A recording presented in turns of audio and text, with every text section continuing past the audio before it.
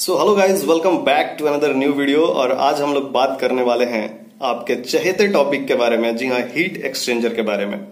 तो आज के इस वीडियो में हम लोग बात करेंगे कि हीट एक्सचेंजर होता क्या है, इसके पार्ट्स क्या क्या होते हैं और इसका मेंटेनेंस किस प्रकार से किया जाता है, एकदम बिल्कुल स्टेप बाय स्टेप। अगर आप फ्रेशर हो तो आपको पूरा का पूरा समझ में आने वाला है कि हीट एक्सचेंजर क्या होता है, कौन से पार्ट्स होते हैं, और उसमें भी जो खास टॉपिक होता है हीट एक्सचेंजर के अंदर, जो खास टाइप होता है, उसके बारे में हम बात करने वाले हैं। जी हाँ, हीट एक्सचेंजर बहुत अलग अलग प्रकार का होता है। उसमें भी इंटरव्यूज में जो सबसे ज्यादा सवाल होते हैं वो floating head type heat exchanger, जो कि शेल एंड ट्यूब टाइप का एक प्रकार का हीट एक्सचेंजर है, उसके बारे में सबसे ज्यादा सवाल किया जाता है किसी भी इंटरव्यूअर के द्वारा। तो आज के इस वीडियो में हम इसी टॉपिक को कवर करने वाले हैं। तो बिना स्किप किए वीडियो को शुरू से आखिरी तक जरूर देखना, भागना मत बीच में से, नहीं तो कुछ भी मिलने वाला नहीं है। और अगर आप एक्सपीरियंस वाले हो तो एक बार रिवाइज कर लेना, उसमें कुछ आपका नुकसान नहीं होने वाला है। तो चलिए स्टेप बाय स्टेप शुरू करते हैं। हीट एक्सचेंजर के मेंटेनेंस के बारे में किस तरीके से किया जाता है, तो कहीं जाइएगा नहीं, देखते रहिएगा।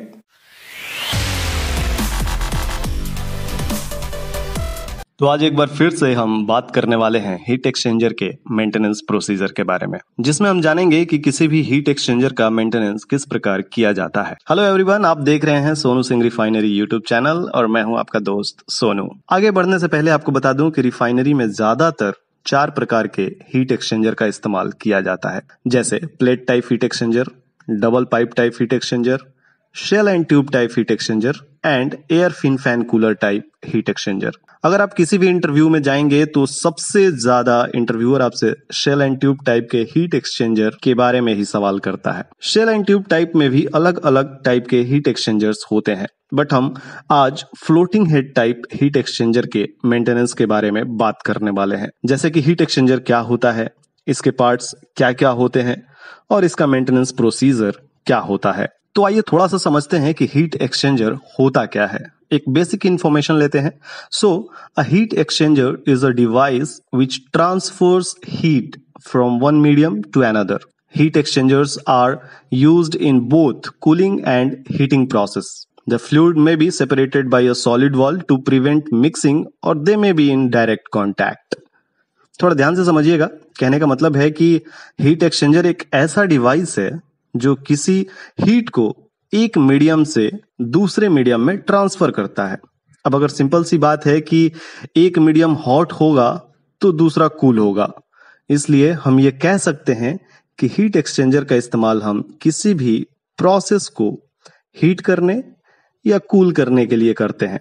और जो हीट और कोल्ड प्रोसेस फ्लूइड्स होते हैं उनको सॉलिड वॉल के द्वारा सेपरेट किया जाता है ताकि दोनों प्रोसेस फ्लूइड आपस में मिक्स ना हो। तो मुझे उम्मीद है कि यहाँ तक आपको समझ आ रहा होगा कि हीट एक्सचेंजर बेसिकली होता क्या है। चलो एक बोनस पॉइंट बताता हूँ, याद रखना कि हीट एक्सचेंजर जो है वो हमेशा सेकेंड लॉ ऑफ थर्मोडायनेमिक के प्रिंसिपल पर काम करता है। अगर और डिटेल में जानना चाहते हो तो कमेंट जरूर करना। जैसे मैंने पहले बताया कि आज हम फ्लोटिंग हेड हीट एक्सचेंजर के बारे में बात करेंगे, तो चलिए बेसिक पार्ट्स के बारे में जान लेते हैं। तो floating head type shell and tube heat exchanger के अलग अलग पार्ट्स होते हैं, जैसे shell, channel head, channel cover, shell cover और बैक कवर या फिर उसे डोम कवर भी कहते हैं, then floating head, then tube bundle. अब ट्यूब बंडल के कुछ छोटे मोटे पार्ट्स होते हैं, जैसे tube sheet, baffle plate, tie rod, impingement plate. ये सारी चीजें एक हीट एक्सचेंजर के पार्ट्स को कवर करती हैं। ये कुछ बेसिक पार्ट्स नेम होते हैं जो आपको ऑलमोस्ट सारे फ्लोटिंग हेड हीट एक्सचेंजर में देखने को मिल जाएगा। तो इंटरव्यूअर आपसे बेसिक सवाल ये भी कर सकता है, floating head type heat exchanger के कौन कौन से पार्ट्स होते हैं, तो आप ये सारे नाम बता सकते हैं। इसके अलावा मैंने पहले बताया कि टाइप्स क्या क्या होते हैं हीट एक्सचेंजर के, तो आप टाइप्स के नाम भी बता सकते हैं।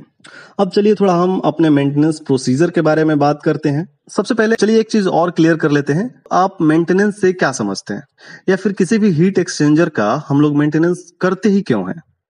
तो देखिए, होता यह है कि जब हीट एक्सचेंजर ऑपरेटिंग कंडीशन में होता है तो धीरे धीरे कुछ डर्ट या कोक या फिर फॉरेन मटेरियल्स जो होते हैं, इम्प्यूरिटी जिसको हम कह सकते हैं, वो ट्यूब बंडल्स और शेल पर डिपॉजिट हो जाते हैं समय के साथ, जिससे होता क्या है कि हीट का exchange from one medium to another medium proper नहीं हो पाता है, जिससे हीट एक्सचेंजर की इफिशियंसी कम हो जाती है।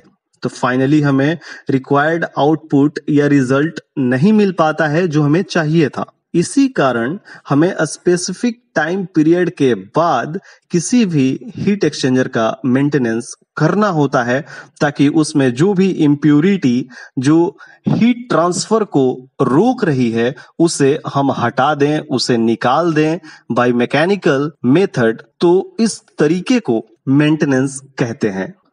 तो किसी भी हीट एक्सचेंजर का मेंटेनेंस शुरू करने से पहले हमें जो भी शेल और ट्यूब के इनलेट और आउटलेट के इमीडिएट वाल्व्स होते हैं उनको आइसोलेट करना होता है। देन जो कुछ भी प्रोसेस फ्लूइड्स होता है एक हीट एक्सचेंजर के अंदर उसे ड्रेन करते हैं। उसके बाद उसका स्टीमिंग वगैरह करते हैं। देन फाइनली वाटर वॉश भी करते हैं। बट ये सारा काम जो है एक ऑपरेशन टीम के द्वारा किया जाता है। तो फाइनली डिकॉन वगैरह करने के बाद ऑपरेशन डिपार्टमेंट मैकेनिकल को हीट एक्सचेंजर हैंड ओवर कर देता है। तो ये सारा जो काम है पूरा फ्लशिंग ड्रेनिंग का, ये सारा का सारा काम एक ऑपरेशन का होता है। ऑपरेशन ये सारा कुछ करने के बाद हीट एक्सचेंजर आपको हैंड ओवर कर देता है, यानी मैकेनिकल टीम को हैंड ओवर करता है। उसके बाद हमारा काम शुरू होता है। तो हमें जैसे ही ऑपरेशन से क्लियरेंस मिलता है, अब हमें सबसे पहला स्टेप जो होता है वो ब्लाइंडिंग स्टार्ट करना होता है। यहाँ हमें कोशिश करना चाहिए कि शेल साइड जो भी इनलेट या आउटलेट या फिर जो भी वेंट वगैरह हो उन्हें ब्लाइंड किया जाए सबसे पहले। उसके बाद ट्यूब साइड का। एक बार जब ब्लाइंडिंग ओवर हो जाता है देन हम कंपोनेंट रिमूवल स्टार्ट करते हैं। तो सबसे पहले चैनल कवर और चैनल हेड ड्रॉप करते हैं, और अगर टीम आपके पास स्पेयर हो तो साथ साथ आप बैक साइड आप सेल कवर को भी ड्रॉप कर सकते हैं, कोई प्रॉब्लम नहीं है। अगर आपके पास सेम टीम है यानी एक ही टीम काम कर रही है तो सबसे पहले चैनल हेड को ड्रॉप कर देते हैं, उसके बाद हम बैक कवर को ड्रॉप करते हैं, देन फाइनली फ्लोटिंग हेड को भी ड्रॉप कर देते हैं। ये सारा कंपोनेंट रिमूव करने के बाद एक बार क्यूसी को प्राइमरी इंस्पेक्शन के लिए ऑफर करना चाहिए, ताकि वो एक बार ओवरव्यू कर लें कि कुछ पार्ट्स वगैरह डैमेज तो नहीं है हीट एक्सचेंजर के अंदर। अगर ऐसा कुछ होता है तो वो अपना रिकमेंडेशंस वगैरह देते हैं, ताकि बाद में जब मेंटेनेंस शुरू किया जाए तो उसका रिपेयर वगैरह हो सके। मुझे उम्मीद है कि प्रोसीजर समझ में आ रहा होगा। तो वीडियो को लाइक करते रहिएगा, और नए हैं तो चैनल को सब्सक्राइब कर लेना, बहुत कुछ मिलने वाला है। और मुझे इंस्टाग्राम और फेसबुक पेज पर सोनू सिंह रिफाइनरी नाम से आप फॉलो भी कर सकते हैं। कंपोनेंट्स को एक बार ड्रॉप करने के बाद हमें सबसे पहले बंडल को पुल आउट करना होता है। उसके लिए प्लानिंग करनी होती है। हो सके तो आपके पास जो भी अरेंजमेंट वगैरह है, जो भी बेल्ट है, चैन ब्लॉक है, जो भी अरेंजमेंट है वो सब अरेंजमेंट करके, या फिर अगर आप क्रेन का यूज कर रहे हैं या फिर बंडल पुलर का यूज कर रहे हैं, तो जो भी तरीका आपको सुटेबल लग रहा है उस हीट एक्सचेंजर के लिए, उस तरीके से आप बंडल को पुल आउट कर सकते हैं। उसके बाद हम बंडल को हाइड्रोजेटिंग यार्ड यानी जहां हाइड्रोजेटिंग हो रहा होता है वहां शिफ्ट कर देते हैं, और इधर शेल और कंपोनेंट्स का साइड पर ही हाइड्रोजेटिंग किया जाता है। हाइड्रोजेटिंग करते वक्त ध्यान रहे कि एरिया को आपको बैरिकेड कर देना चाहिए और शेल को पीछे से कवर कर देना चाहिए, ताकि जेटिंग का पानी दूसरे के काम को अफेक्ट ना करे। इसके साथ साथ ही उधर यार्ड में बंडल का हाइड्रोजेटिंग करने के बाद इंस्पेक्शन टीम को ऑफर करना चाहिए, जिसमें इंस्पेक्शन ट्यूब के कंडीशन को पता करने के लिए RFET या फिर ECT वगैरह करते हैं, जिससे उन्हें पता चलता है कि इस ट्यूब बंडल की क्या कंडीशन है, कैसी लाइफ है। अगर ज्यादा डैमेज रहा तो हमें रिट्यूबिंग भी करना होता है।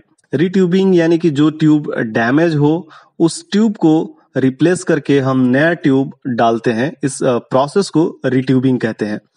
और इधर शेल का क्लीनिंग करने के बाद इसे भी इंस्पेक्शन को ऑफर कर देते हैं, जिससे इंस्पेक्शन टीम शेल को अच्छे से इंस्पेक्ट करती है। अगर कुछ डैमेज वगैरह हुआ तो इसमें भी रिपेयर वगैरह करना होता है।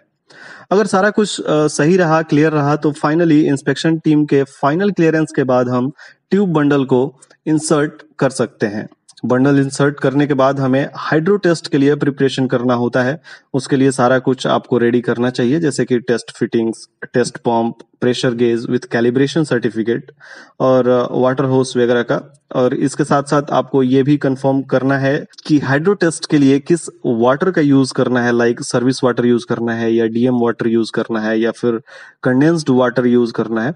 इसके साथ साथ आपको टेस्ट प्रेशर भी पता होना चाहिए कि शेल साइड और ट्यूब साइड कितना प्रेशर आपको होल्ड करना है। अगर आपको ये सारी चीजें पता ना हो तो आप इंस्पेक्शन टीम से, क्यूसी टीम से पता कर सकते हैं। उनके पास रिकॉर्ड रहता है कि किसी भी हीट एक्सचेंजर जो उनके लिस्ट में है उसका सेल साइड या फिर ट्यूब साइड का कितना प्रेशर होल्ड करना है आपको हाइड्रो टेस्ट के दौरान। तो जब भी हाइड्रो टेस्ट शुरू करते हैं तो सबसे पहले हम शेल टेस्ट करते हैं, इनिशियल शेल टेस्ट जिसे कहा जाता है। इसके लिए आपको फ्रंट साइड में चैनल हेड प्रॉपर गैस्केट के साथ फिक्स करना चाहिए। एक चीज और ध्यान देना होता है कि जब भी आप बंडल इंसर्ट कर रहे होते हैं तो फ्रंट साइड में शेल और ट्यूब शीट के बीच में एक गैस्केट लगता है, उसे सावधानी से लगाना चाहिए ताकि डैमेज ना हो। फ्रंट साइड में चैनल हेड लगाने के बाद बैक साइड में टेस्ट रिंग इंस्टॉल करना होता है।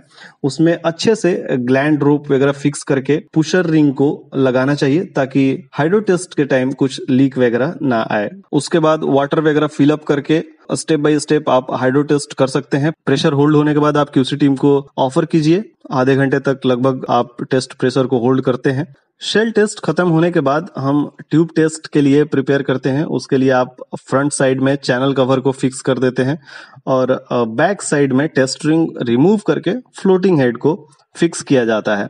कंपोनेंट को अच्छे से फिक्स करके टॉर्किंग वगैरह करते हैं। Then again tube side pressure को होल्ड करते हैं। अगर कुछ लीक वगैरह होता है तो उसे अटेंड करते हैं और अगर प्रेशर ड्रॉप नहीं हुआ तो ट्यूब टेस्ट भी इसी प्रकार आपका खत्म हो जाता है। देन फाइनली हमें फाइनल शेल टेस्ट के लिए प्रिपरेशन करना होता है। इसके लिए हम floating head side back cover या शेल कवर इंस्टॉल करते हैं। देन अगेन वाटर फिलअप करके प्रेशर को होल्ड किया जाता है। अगर आप डिटेल में जानना चाहते हैं कि हाइड्रो टेस्ट कैसे किया जाता है या हाइड्रो टेस्ट के दौरान कहां कहां लीक आ सकता है, तो इसके लिए आप हीट एक्सचेंजर के प्लेलिस्ट में जाकर पर्टिकुलर वीडियो देख सकते हैं। बाकी यहाँ अगर कुछ भी डाउट हो तो आप बेझिझक हमें कमेंट भी कर सकते हैं। उस प्लेलिस्ट में एक और वीडियो भी आपको मिल जाएगा कि हीट एक्सचेंजर में कितने गैस्केट लगते हैं फ्लोटिंग हेड टाइप में। ये भी वीडियो एक सेपरेट है, अगर आप चाहें तो प्लेलिस्ट में जाकर देख सकते हैं। तो इस प्रकार मुझे उम्मीद है कि मेंटेनेंस प्रोसीजर में फाइनल टेस्ट तक आपको समझ आया होगा। अगर आप फ्रेशर हो और बातें नहीं समझ आ रही तो मैं यही कहूंगा कि 2 से 3 बार वीडियो को ध्यान से देखें और समझने की कोशिश करें। वैसे मेरी लैंग्वेज बिल्कुल सिंपल है, मुझे लगता है कि आपको समझ आ रहा होगा। तो इस प्रकार फाइनल टेस्ट खत्म करने के बाद अगर सब कुछ सही रहा तो एक बार ऑपरेशन के क्लियरेंस के बाद आप शेल साइड और ट्यूब साइड डीएस पैडिंग कर सकते हैं और इसी प्रकार फाइनली सक्सेसफुली किसी भी floating head type heat exchanger का मेंटेनेंस आप कर सकते हैं। तो ये एक तरीके का प्रोसीजर है, एक स्टेप्स है, स्टेप बाय स्टेप आपको फॉलो करना होता है किसी भी हीट एक्सचेंजर के मेंटेनेंस के दौरान। अगर आपको मैं शॉर्ट में रिवाइज कराना चाहूं तो एक बार आप फटाफट रिवाइज कर लें कि किस तरीके से हमने स्टेप्स को डिवाइड किया है। तो सबसे पहले हमने सेल साइड का स्पेडिंग किया, देन ट्यूब साइड का स्पेडिंग किया। स्पेडिंग करने के बाद हमने क्या किया कि चैनल हेड और चैनल कवर को रिमूव किया, देन बैक कवर रिमूव किया, देन फ्लोटिंग हेड रिमूव किया। इस तरीके से पूरा कंपोनेंट रिमूव करने के बाद हमने क्या किया कि ट्यूब बंडल को पुल आउट किया। उसके बाद प्राइमरी इंस्पेक्शन किया गया, देन हाइड्रोजेटिंग किया गया कंपोनेंट्स का और ट्यूब्स का भी। ट्यूब्स का हाइड्रोजेटिंग करने के बाद उसका इंस्पेक्शन किया जाता है RFET और ECT मेथड के द्वारा, ताकि उससे पता चले कि हमारा ट्यूब कैसा है, कहीं डैमेज तो नहीं है, उसकी लाइफ कैसी है, कितनी है। ये सारा चीज पता करने के बाद अगर कुछ डैमेज वगैरह होता है तो हमें रीट्यूबिंग करना होता है। इसके अलावा हमें शेल का हाइड्रोजेटिंग करने के बाद उसमें भी देखते हैं कि कुछ रिपेयर वगैरह तो नहीं आ रहा है, कहीं कुछ डैमेज तो नहीं है। इसके साथ कंपोनेंट्स को भी हम चेक करते हैं कि कहीं कुछ रिपेयर तो नहीं आ रहा, कहीं कुछ प्रॉब्लम तो नहीं है, तो उस हिसाब से रिपेयर वगैरह करते हैं। पेंटिंग वगैरह रहता है तो पेंटिंग वगैरह भी करते हैं। देन फाइनल क्लियरेंस मिलने के बाद हमें क्या करना होता है कि बंडल को इंसर्ट करना होता है। बंडल इंसर्ट करने के बाद कंपोनेंट को फिक्स करके हमें हाइड्रो टेस्ट शुरू करना होता है। हाइड्रो टेस्ट हमें कौन कौन सा करना होता है? सबसे पहले हमें इनिशियल सेल टेस्ट करना होता है। सेल टेस्ट होने के बाद आपको ट्यूब टेस्ट करना होता है, देन उसके बाद फाइनल टेस्ट करना होता है। इस तरीके से सारा टेस्ट अगर फाइनल हो जाता है, देन फाइनली हम ऑपरेशन के क्लियरेंस को लेकर के डीएस पैडिंग यानी कि फाइनली डिब्लाइंड कर देते हैं हीट एक्सचेंजर को। तो ये एक समरी है किसी भी हीट एक्सचेंजर को मेंटेनेंस करने के लिए प्रोसीजर है, ये स्टेप्स आपको फॉलो करना चाहिए। तो मुझे उम्मीद है कि यहां तक आपको एक एक स्टेप सब कुछ समझ में आया होगा। जाने से पहले आपके लिए और भी बहुत सारी वीडियोस हमारे चैनल पर अवेलेबल हैं। एक बार आप जाएं और प्लेलिस्ट को चेक करें और आप अपने फील्ड के हिसाब से पाइपिंग, मेंटेनेंस और शटडाउन से रिलेटेड बहुत सारी वीडियोस हैं, उनको आप देख करके किसी भी इंटरव्यू का प्रिपरेशन करके मेरी गारंटी है कि 100% आप किसी भी इंटरव्यू को क्लियर कर सकते हैं। और आप कोई नया इंटरव्यू क्लियर नहीं करेंगे, आपसे पहले भी बहुत सारे लड़कों ने इंटरव्यू क्लियर किया है, उनके आप कॉमेंट को पढ़ सकते हैं, बहुत ही पॉजिटिव रिस्पॉन्स आता है। तो इसी प्रकार आप भी थोड़ी सी मेहनत करके किसी अच्छे जगह काम कर सकते हैं। तो चलिए जल्दी मिलेंगे किसी नए वीडियो में। सो गाइस, जाने से पहले एक बार कमेंट करके जरूर बताना कि आपको ये वीडियो कैसी लगी। इसके अलावा आप और भी पाइपिंग, मेंटेनेंस और शटडाउन से रिलेटेड वीडियोस को देखने के लिए चैनल को सब्सक्राइब कर देना और बेल आइकन जरूर प्रेस करना, ताकि आगे आने वाली वीडियोस का नोटिफिकेशन आपको आसानी से मिलता रहे। इसके अलावा आप मुझे फेसबुक और इंस्टाग्राम पेज पर सोनू सिंह रिफाइनरी नाम से फॉलो कर सकते हैं। तो आज के लिए बस इतना ही, जल्दी मिलेंगे किसी नए वीडियो में। तब तक के लिए अपना ख्याल रखें, स्वस्थ रहें, सुरक्षित रहें। Bye bye.